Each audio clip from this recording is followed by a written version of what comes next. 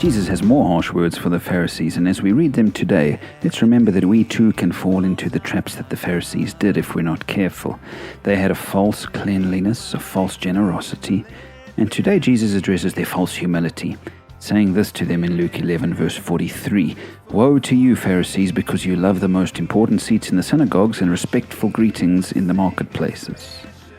God's people are called to a humble faith, and I'm fairly sure that the Pharisees would have considered themselves humble. But Jesus saw the truth. He saw that they were more concerned about people holding them in high regard than they were about glorifying God.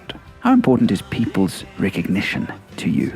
I've often thought that people who say, "I don't care what people think about me," are actually desperately wanting people to see that they don't care what people think about them. The person who says, "I don't care, let people talk," is actually quite glad that people are talking about them. We all, to some extent, care about what people think of us. After all, we Christians believe that people are meant to see Jesus in us. So, of course, we want people to think well of us so that they may encounter something of Jesus through us and hopefully come to faith in Him. Paul said this in 2 Corinthians 8:21. "We are taking pains to do what is right, not only in the eyes of the Lord, but also in the eyes of men."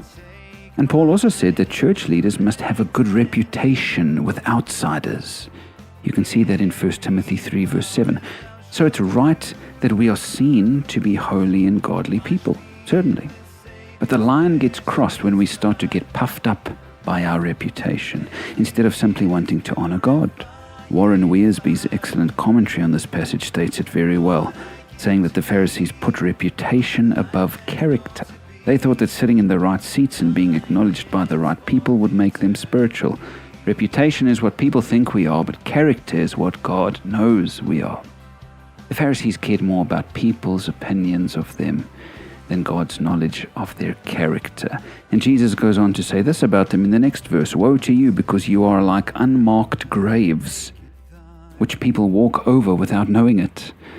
So people couldn't tell by looking at them outwardly that they were actually full of death and decay within.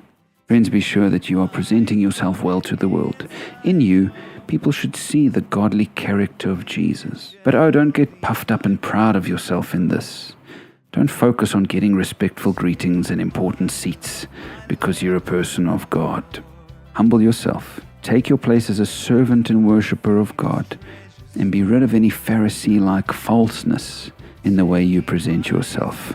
After all, as Scripture promises, God honors the humble and brings the proud down in the dust.